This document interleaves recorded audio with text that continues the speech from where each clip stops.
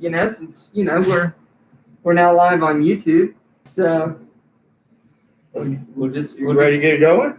If you are, man. Let's do it. Look, I have the notes on the screen. That's one thing you guys can't see. We have a beautiful whiteboard that gets us through this show, and cuts out our ums and buts and gets us going. Have you heard the podcast lately? Have you heard the podcast? There's still plenty of ums and buts. So, hey, NAIA football fans, this is Corey Thorpe here, reunited with John Cooper for the first NAIAFBALL live show of 2020. We have made it. It's been one of those long off seasons where, you've been counting down the days. Sports have been, it's been bigger than sports here lately.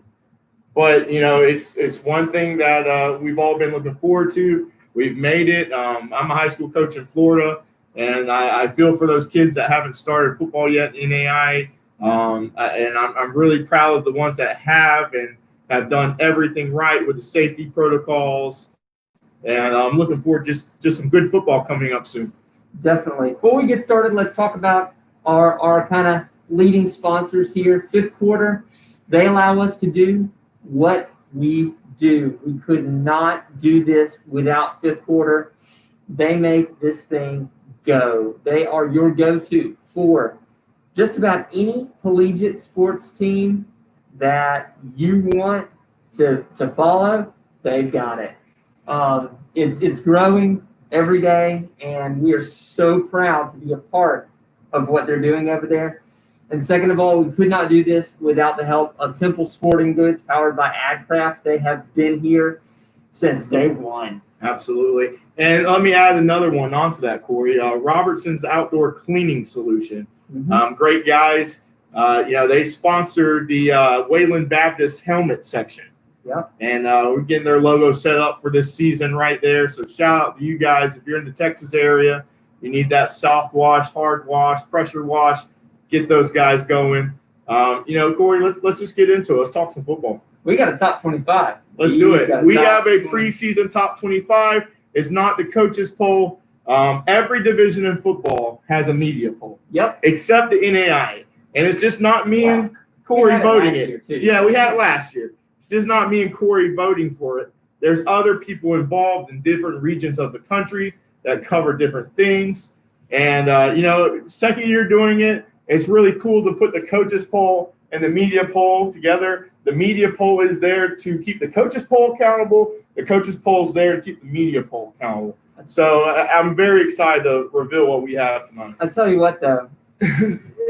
This was really hard. It is always really hard putting preseason together very hard. Preseason.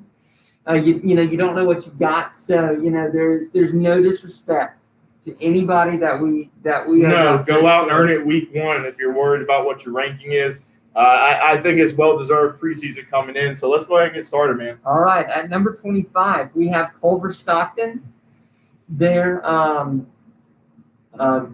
to have a good year this year, I think. We talked to them in the offseason, and they are amazing at spacing out their offense, getting into the hands of their playmaker, the ball into their playmaker. Don't be surprised if you see 400-plus passing yards out of them. They've got a great offensive line coming back. Yes, very excited for that. Including the Heisman Award winner, Andrew Rupchich. Right. If you guys don't know that, it's an award by Sports Blog Nation, correct? Of the best lineman in America, right? Yep. Well, yeah. Yeah. The most incredible lineman play in America. And Andrew Rupchich, for a touchdown pass, got it for Culver Stockton last year. He is coming back for another year. I think, if I remember correctly, they have either 4 or 5 returning offensive linemen. That's going to be huge, especially when you're trying to get that max protection.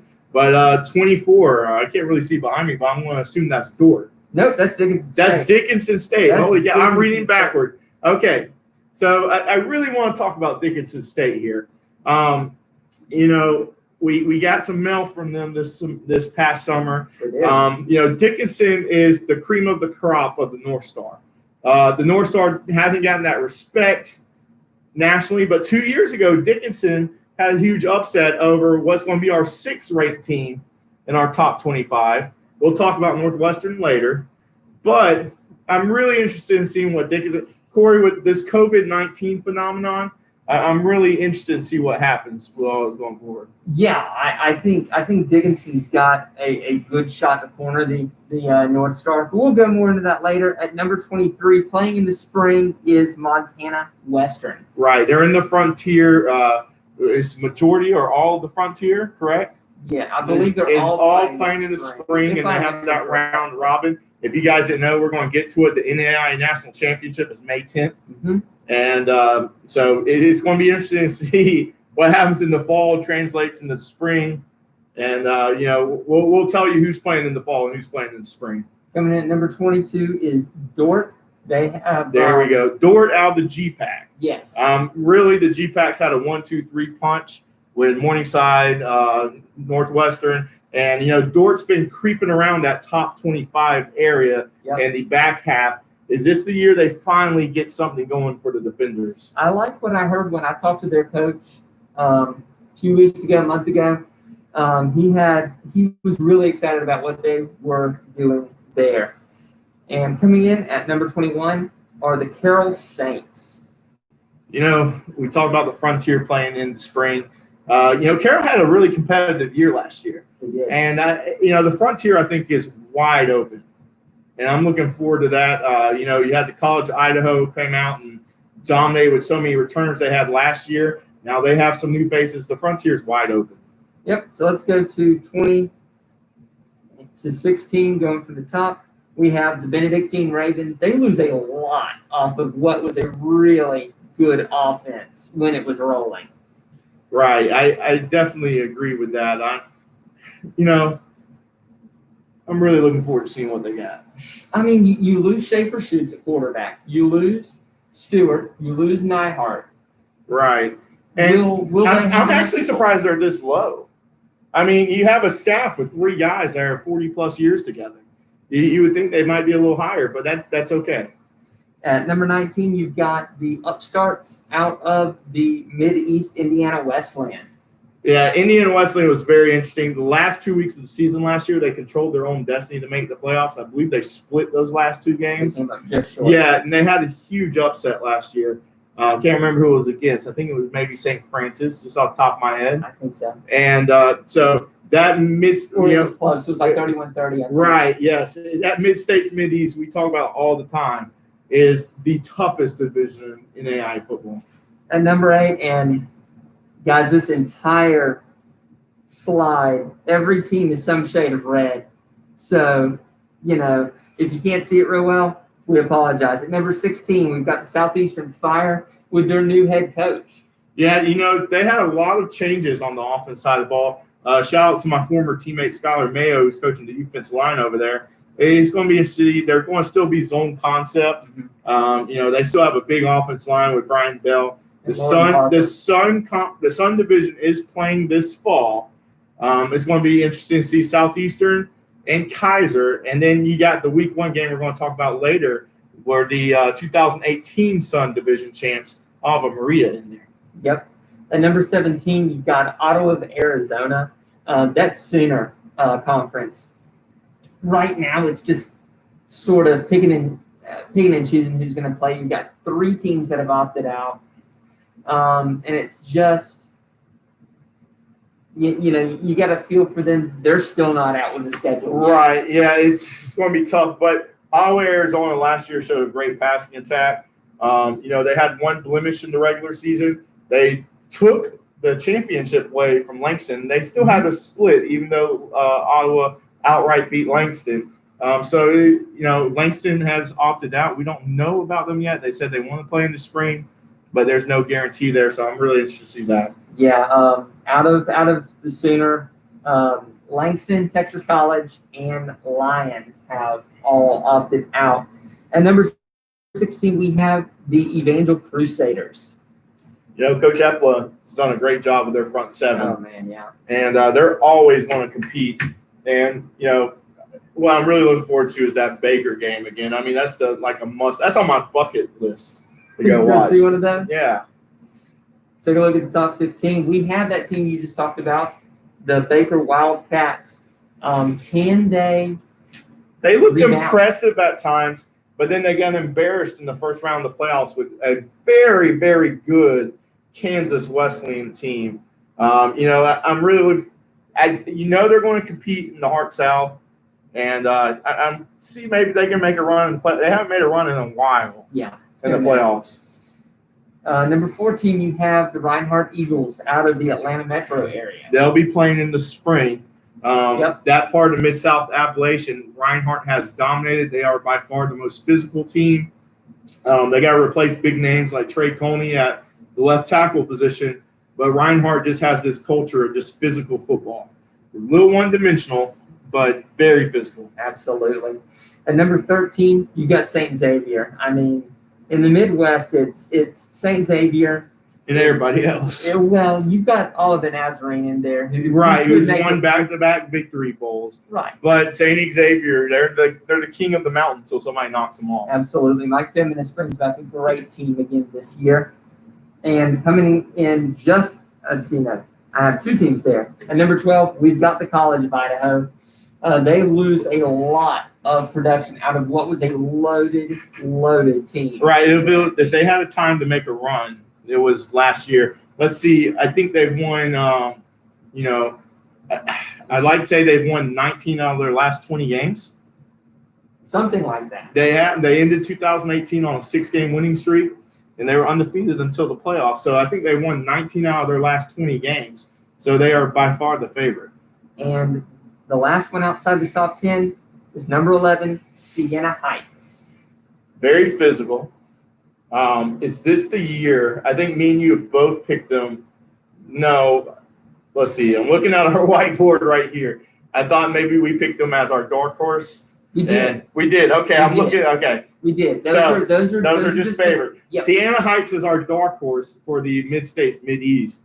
And we're really going with that defense there. Where do we go with Indiana Wesleyan? I think we went with Indiana Wesleyan. I mean, my gosh, the Mid-East is so stacked. The Mid-East is stacked. I mean, it is, like I said on the podcast, it is top to bottom. Right. The most complete division in NAIA football. And now our top 10. Coming in at number 10, the Kaiser Seahawks. Kaiser probably had the most exciting play of 2019 with Sage Chin Young, their defensive back, having a kick six. I believe it was against Ave Maria. And that was probably the most exciting play last year. They return a lot. They got Eli Matthews coming back at the quarterback position. Coach Socha has done a very good job what he's built down there. He comes from just great experience at the high school level in Florida. And now he's transitioning to the NAIA. And they got some athletes out there. And having great success so far. It'll be interesting to see what they do in the third year. Right. Coming in at number 9 is Kansas Wesleyan. Some might say we have them too low right now, even though they lost amazing star power.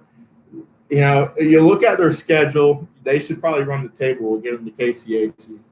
We'll have to see. I think Bethel will have something to say about where they go. And number 8 is Cumberland's.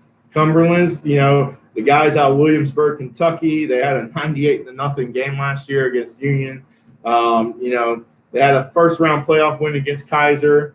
And, we're looking for Cumberland's to finally make that run again. But they're a lot of fun to watch on offense. And number 7 is yet another team out of the Mideast. It's Concordia of Michigan. They had a good run 2 years ago. Last year, they had a solid team.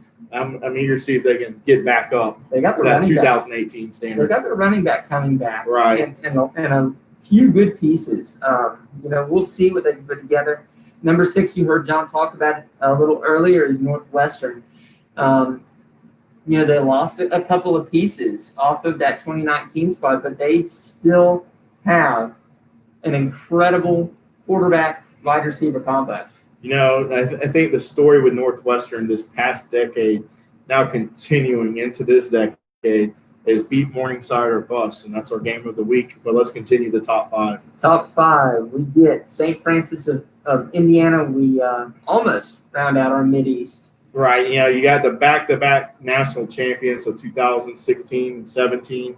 That Mideast is tough, and you got the rivalry there with St. Francis and Marion there at number 3. But let's keep going. At number 4, you have Lindsey Wilson there, Coach Oliver, and his guys coming in. They were so close. They were a couple bounces away to making the national championship game. Mm-hmm. It's no surprise to see them at number 4 in that top 4. Number 3 actually surprises me a little bit with Marion being there. They lost the NAIA Player of the Year, correct, with salary. Yes. Yep. And then they lost their Defensive Player of the Year at linebacker. Yeah, and they lost some guys on the coaching staff. Yep. So Marion is very interesting. I know I had St. Francis picked above Marion in my poll, but it would not surprise me to see Marion make another run to Graham. Absolutely. I mean, they're down the stretch. You did have salary toting the ball a good bit, but you also had that change of pace back. Right. With I can't remember his name off the top of my head now. But I don't know that they're really going to lose a step with running back. It's going to be finding their way in the passing game. That's really going to be the story for this year for Marion.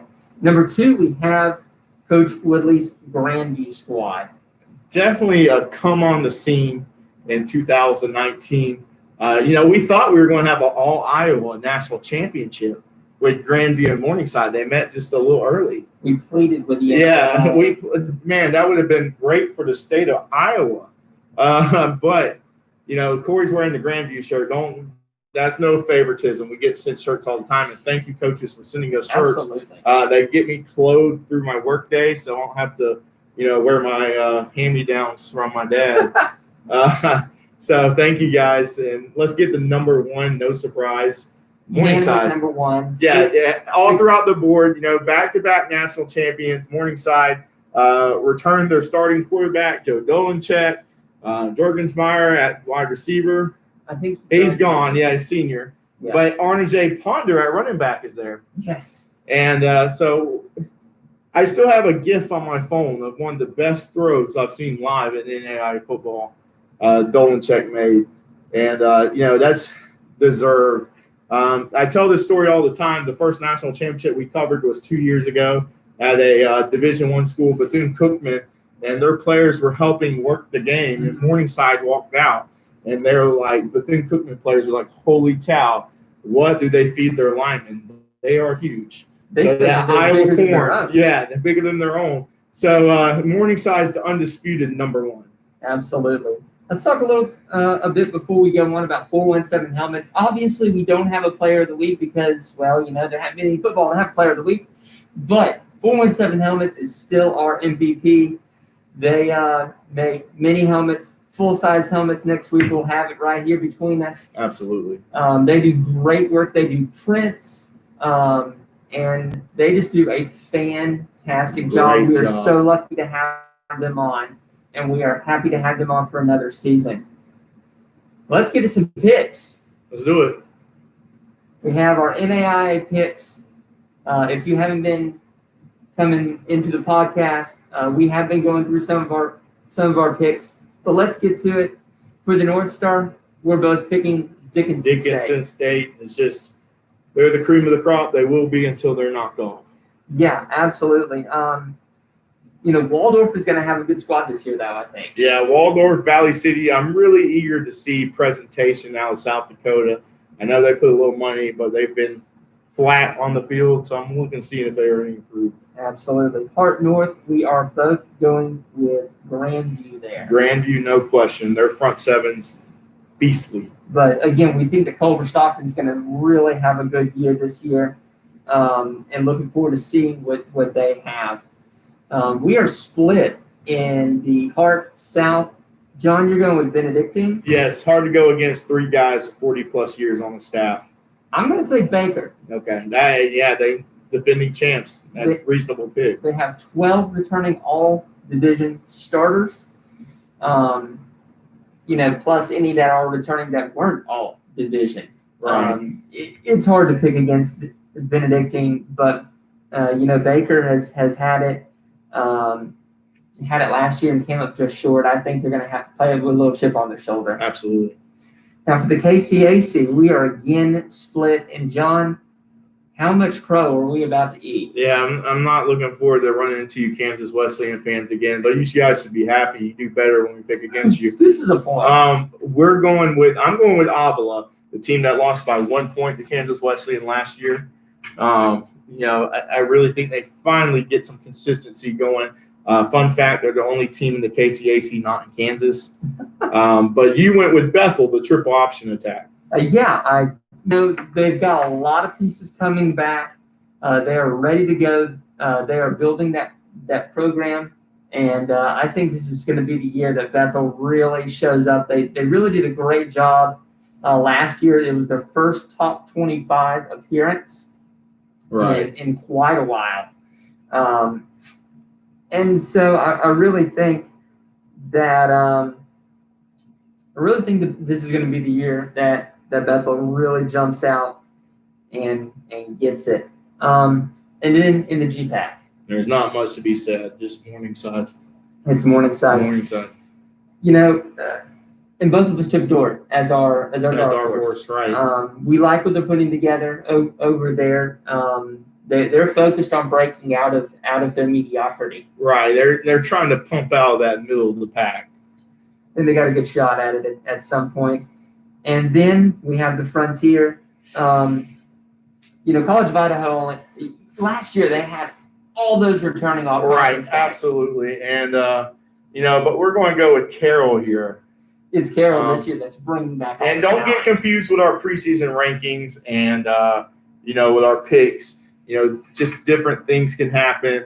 And we just think that's where you belong at the start of the year. Mm-hmm. But we think these picks are what we think at the end of the year what happens. Yep. The Mid-South Sun, we're both picking Kaiser. I think the Southeastern resume chain of, a second program head coach in that young program, I think they're going to take just a little step back. Very good. Yes. But I think Kaiser's going to keep moving forward. Me and you both had Kaiser. Yep. For the Mid-South Appalachian Division, we both have Reinhardt. There's just no one that's going to challenge Reinhardt. You look down the board, most of the teams in that division have been mediocre lately. I look forward to seeing Faulkner move back into the division, but they're not going to be ready yet. I look forward to Bluefield out in that West Virginia line. That beautiful stadium there, by the way. And then the last one, St. Andrews in North Carolina. Believe it or not, Corey, near the end of the year, they were tied for first place for a while. And they return a lot of all-conference, all-division guys. Let me pull one out there for you. That's going to be good. Let me find it in my list of things. I've got notes on notes here. NFL Draft Diamonds put out a players to watch. And St. Andrews Jermaine Trotman Jr. made their list of players to watch for 2020. And, I think that they're going to have a good team. I really also think that, Kentucky Christian's going to continue to move. Yeah, absolutely, right, especially with their air raid. Now for the Mid-South Bluegrass, we're both going with Lindsey Wilson. Cumberland's is right there. We still think Lindsey Wilson's returning enough to keep it going. Absolutely. That's one of the better divisions in football is the Bluegrass. Keep an eye on our dark horse. We think Bethel out of McKinsey, Tennessee, has enough talent to, maybe strike. Not many people are talking about it. Bethel went undefeated in a regular season just 2 years ago. And with how that happened at Bethel, you had your head coach get tabbed by Les Miles, right, to go and be an analyst and then get promoted to offensive coordinator. Right. At Kansas, you've got Big Mike Jasper there who took over. I think he's a capable coach. I just think he needed a little bit more than a year to get everything together. Right. I think this year in 2021 is going to be a big year for him. I really think they do have the foundation is there and it's solid. Right. For the toughest division of football, we got the Mid-States, Mid-East. I'm going with St. Francis with Coach Donnelly there. Corey, you're going Marion. Honestly, you can't go wrong with either of the two. No, you can't. Best rivalry in NAIA. I know that's a number one on our bucket list, but we will save more of that for later. I think that Marion is not satisfied, and I said this on the podcast. I don't think they're satisfied with the way they absolutely played that game in the national championship. Right. And I think that's going to be a big driver for them. And then in the Mid-States, Midwest, we're going with defending division champion St. Xavier. It's theirs until somebody takes it. Yep. Kaiser and St. Xavier are kind of in the same boat. Then in the Sooner, we're going with Ottawa, Arizona. McCullough there. It's very exciting to watch. That passing game is exciting to watch. And if Lyon had played, we really thought that they had a really good team. Yeah. Ottawa, Arizona. I think them and Kaiser are more of parallel tracks. Right. Than St. Xavier was. We'll see. We like what they have to offer. Let's go back to the Midwest for a moment. And just a programming note for them. You're going to see a change of colors and name for one of the teams. Robert Morris University merged with Roosevelt University and kept the Roosevelt name. That freaked me the heck out for the first 2 months. I remember that happening. I'm like going, who are these Roosevelt people? Yeah. Why are they? And because they did have a semi NAIA team which they were trying to grow. Which I kind of like it because when you think of Robert Morris, you think of the HBCU Robert Morris. So now you get a different, unique identity with Roosevelt. Corey, let's go ahead and get with the games of the week. We got Morningside and Northwestern. We just talked about it. It's beat Morningside or bust. And it's first week of the season. The best game the GPAC has to offer is right this Saturday. Do you think the GPAC people were just tired of us going on the show every week and going, man, we're looking forward to that Morningside Northwestern game. Morningside Northwestern. And so they just put it first up, said, just get out of the way. Talk about that all season. I think Northwestern really has to shorten the game against Morningside. Mm-hmm. They got to control the clock. A couple years ago, they were within striking distance. This past year, they weren't close. They really have to shorten the game and keep Morningside's offense. Right. And then the next game is Kaiser versus Florida Memorial. Corey, can you tell why Florida Memorial playing their first game? That's a big deal. That is a big, big deal. This is an HBCU down from the Miami area. They are walking distance to St. Thomas. We're forming kind of this South Florida hub of NAIA football between Florida Memorial, Kaiser. Lakeland South. Yeah. It's pretty cool for NAIA football. So let's talk about Lakeland, where Southeastern's from. Oh, man. You got, Southeastern, who has won, a couple, 5 straight shares of the Sun Division besides this past year. Mm-hmm. So it would be 2013, 2018. Your math's better than mine. Yeah. So first time ever they weren't Sun Division champions since the division started. 2014, 2018. I believe that's right. And then 2019, Kaiser took over. Ave Maria was the outright winner for 2018. Yeah. And Southeastern did get a claim. Ave Maria is very far south, talking about Florida as well. So we're really looking forward to that game. And then the last one on our list is Culver Stockton, who's our number 25 team. Great passing attack against Missouri Valley. Just that really that's NAIA royalty. You talk about that with Carroll. You talk about that with St. Francis. Yeah, Missouri Valley has a great history. Most wins in NAIA history. But I think you're going to see Culver Stockton their coming out party for 2020. I agree. You know what, John? Let's do some playoff bold endeavors. We didn't do that with the divisional picks. I'll pose a question to you. Okay. Does the Mid-States Mid-East tie or break the record for most teams in a playoff from a singular division? I think the uncertainty of college football, especially in the NAIA, because some of these teams that say they're going to play in the spring will not play in the spring. I'm sorry, that's just how it is. I would stay on my athletic department if I'm planning on playing this spring and not let them hold the chain on me. Most of them will have every intention to. But I'm just going to say that because of the climate we're in college football for NAIA, and some teams won't be playing, this is the best year for them to break the record. I think the Mid-East definitely could see 4 teams in. Yeah, I mean, look at it. You've got St. Francis, you've got Marion, you've got Concordia, you've got Siena Heights, you've got Indiana Wesleyan. It's very tough with the the new rules of division champion in the top 20. So it really depends on what happens there. But I can tell you now, there will be 4 deserving teams. Yeah, there's no doubt. I think about the that. playoffs deserves maybe an expansion to maybe 16 to maybe 20, and maybe a play-in game first round. That's a possibility. But I think my bold prediction for the playoffs is that the Sun Division gets 2 teams. Ooh. So I'm going to say the Mid-States, Mid-East, they will have 4 deserving teams. They won't get in. I think the Sun Division gets 2 teams in. I think if it's me, I think my bold endeavor is going to be that the Heart North gets 2 teams in and robs a bid from the South. Yeah, that's a great one. But guys, we are excited. NAIA football is happening. We didn't think we would ever make it here. Didn't. So we are here. Enjoy the football, the festivities.